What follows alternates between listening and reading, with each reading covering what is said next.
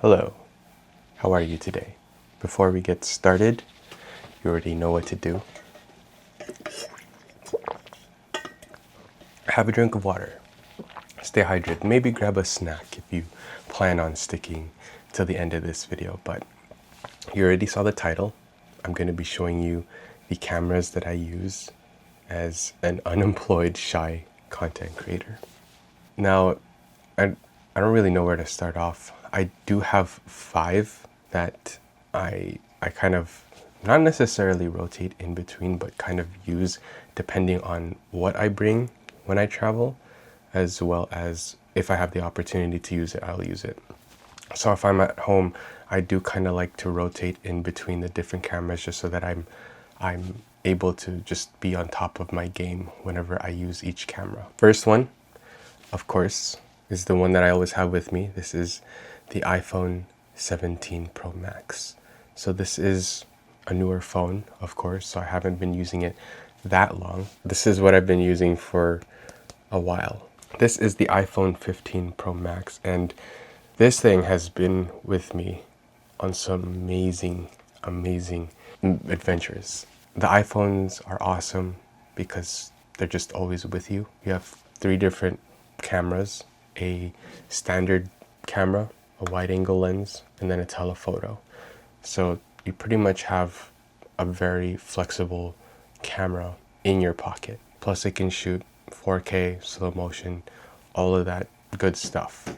Now, it isn't the best quality if you're talking about, resolution and stuff. If you're comparing it to something like a mirrorless camera, the Canon EOS R5 or the ZV-E1, FX3, stuff like that, you're not going to have the same sort of depth of field. But that doesn't stop you from telling stories with your iPhone.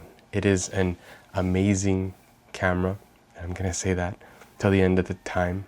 It's just, if you want to tell great stories, this is more than enough. So we're just going to get into the cameras. The other gear, like microphones, lighting, and other stuff like tripods, will not be mentioned in this video. It's just cameras, just so you know. But if you do want me to make a video on like other gear and stuff, leave a comment. This is going to be in no particular order as well. The next thing that I'm going to be talking about is my action camera. This is the DJI Action 5 Pro. I love this thing, although I don't use it as much as I'd like to. Pretty much just in scenarios where I am in the water, or if I'm going somewhere, I'm not that adventurous. I don't go in places where I would need an action camera first. But this has been awesome. If I go to like the beach or like a river and I end up swimming, I can document my time there without having to risk my phone from getting wet and potentially breaking. This thing is rugged. This thing is awesome. Like I really don't rock it with anything else other than this. Like I don't even bring spare chargers anymore. That's how not often I use it. So I don't really use this as often. If I need to charge it, I'll just charge it through USB-C. And this is just like a GoPro tripod, literally from my GoPro Hero 7 Black, my first action camera. And this has been with me ever since. And I just connected the little quick release thingy for the DJI. So just clicks on like that. And then it's just as easy to remove it. Very quick and easy. This thing has like a little telescoping thingy too.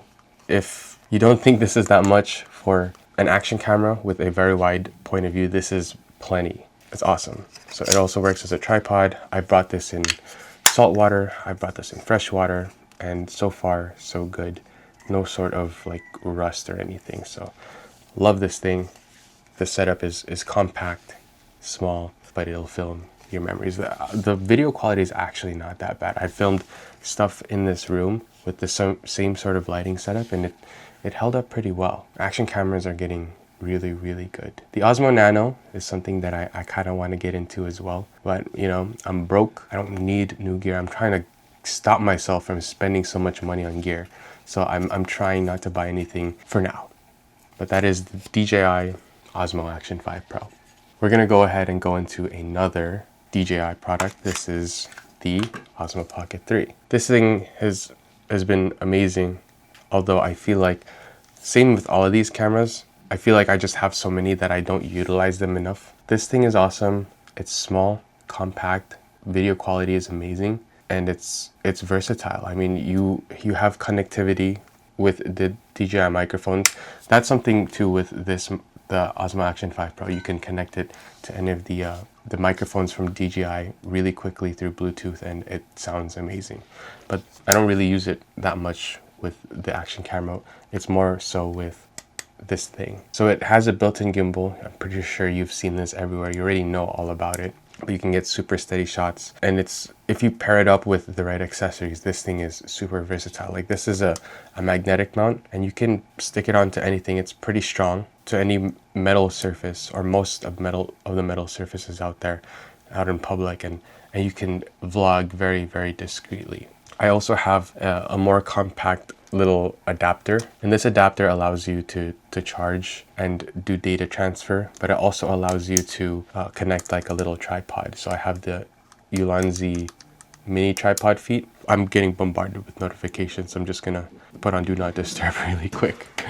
Okay, I don't know if you heard that as well, but my stomach is grumbling. I am very hungry at the moment. But yeah, this allows you to attach a tripod on the bottom, and it's a lot more compact than DJI's one. This one is from Canon Concept. So that's pretty much the accessories I have. I think this is a maze ear. The cover, the magnetic mount is a maze ear, and then Canon Concept adapter, Ulanzi tripod. What's cool about the maze ear cover is that it holds a filter. So I have another ND filter in the maze ear case, as well as on the Osmo Action 5. Osmo Pocket 3. This one pretty much just stays on there at all times. It does darken it by a stop at the minimum, but up to 5 stops, and like, it doesn't really matter for me in most lighting situations. If it's really, really dark, then I will take it off, and hopefully I don't lose it. But for most case scenarios, it's been fine with it living on the Osmo Pocket 3, excuse me. And it does close with the filter on. So there's also the wide angle filter, which I don't really use that much, but it's held in the back here. Wait, if I forget how to open it. It's behind the magnetic mount, so I have that just in case, but I haven't really used it all that often. That's the Osmo Pocket 3. Amazing little camera. Next thing, I'm gonna go with the Canon PowerShot V1. This thing, I feel like it's an underrated camera. I haven't used it that much either, and I've always wanted to get a screen protector for it, but I've never gotten a screen protector for it, which kind of regret doing. But then for the most part, if I remember to flip the screen inside, it should be protected. It also comes with a little hot shoe or a cold shoe adapter that has the wind muff. As you can see, it's kind of like messy because I literally just shove it in my bag. But this thing is awesome. Amazing wide angle for vlogging. It's perfect. Like, this is really good framing already, and I'm not that far away from my face. You know, it's got really good specs. C-Log 3, 4K, 30. You could do 4K 60 cropped, built-in ND filter. It's just the aperture is f2.8 to 4.5 from your 8.2 to 25.6 zoom range. So I think that the equivalent is like a 15 to something. I forget. Like, it sounds wide, but I think the equivalent is like a 15 millimeter. Also on the bottom of it, I was gonna move on because the video is getting pretty long, but on the bottom of it, I have a quick release plate that you can use to screw with your thumbs. It's from Newer, and I have that because I have to unscrew this multiple times because the SD card is on the bottom with the battery card slot. So I have to get to that port or the door a lot. It's very quick and easy. Hopefully it lasts quite a bit longer because I remove it a lot. That's 3 out of 5 cameras, and we're 12 minutes in. I'm gonna do this one, and then I'm gonna show you guys the camera that I've been recording on. So I count this as a camera. This is the Ray-Ban Meta glasses. This is the Gen 2. I had the first generation, but I gave it to my brother. That gave me the excuse to just update or upgrade. To be honest, if you have the first gens, they're maybe not worth upgrading. If you want like a little bit better camera and better battery life, then go for it. But for the most part, it's the same product. You're still going to be able to document your life with the Gen 1s and have the same features. Like, it looks the same and it feels the same. The video quality, you know, it is what it is. For something this tiny, it's actually really good if you're taking into consideration what this thing actually is. That the camera's actually over here, and it does more than just record. You can listen to audio, you can listen to music, you can do live translation, although I haven't really used that feature yet. But just having the ability to just record and have it be on your phone very seamlessly is very, very convenient. And if you want to document your life in a first person point of view, I feel like this is the best option out there. You can use an action camera if you want to record for longer periods of time. And then there are also smaller cameras like the Osmo Nano and the Insta360. I don't remember what model that was, but there's an Insta360 camera that's pretty much the same thing as the Osmo Nano, but different. I'm blinking out. But I personally think that this is the best way to document your life in a first person point of view. That's all there is to say for this. And it's glasses, you know?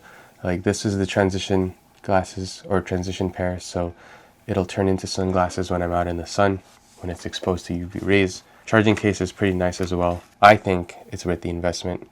Last but not least is the camera that I'm using to record this video right now. So I have switched from the Canon EOS R5 to the Canon PowerShot V1.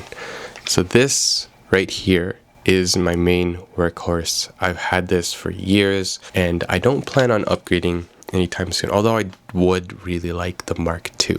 This is the Canon EOS R5, the first one, if I hadn't said so already, with the 15-35 f2.8. This is what lives on the camera pretty much 90% of the time. If I'm out and about and traveling, I will probably put on my 24-105 f4, but I've been wanting to document myself more, so this is what's been staying on. Although, you know, it is a big camera, I don't really like attention being like brought onto me, so I try to keep it minimal. But I really, really do love the image quality that you get with this.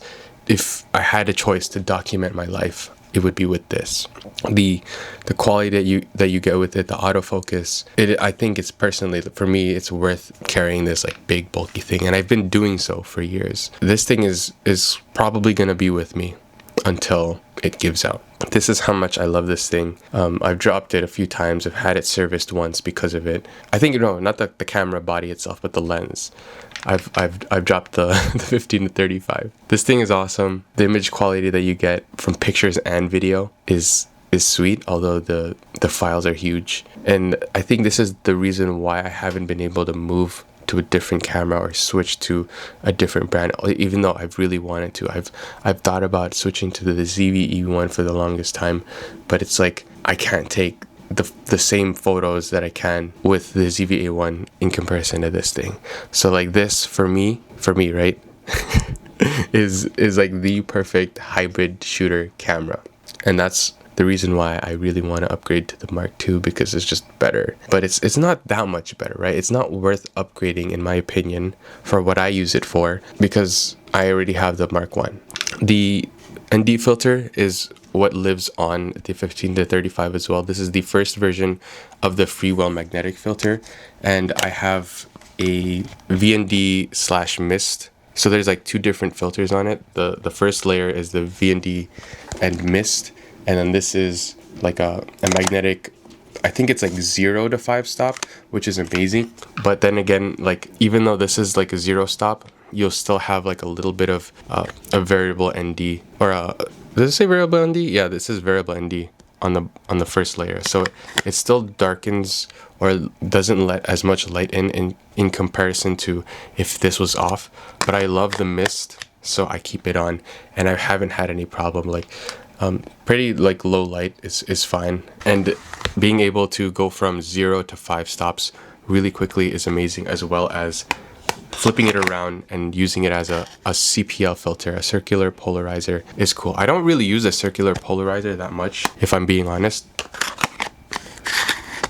I just realized like that ever since I switched, I went from having the microphone from my necklace to just holding it, which is not the worst, but this is my dream camera, and I will continue to use it until it gives out. I said that before, but that is pretty much it. Those are the 5 cameras that I use as an unemployed, shy content creator. I hope you enjoyed. I thank you so much for just hanging out with me while I just share this thing to you. I don't even know. If you have enjoyed, I haven't really asked this for a while, but if you've enjoyed, if you've stuck around until the end of this video, please leave a like, subscribe if you haven't already, maybe even leave a comment, because like for me, I am a ghost follower to many people. I just subscribe, I leave likes, but I don't really comment, which is something that I'm trying to improve on. But yeah, leave a comment. Other than that, thanks for listening. I'll see you tomorrow.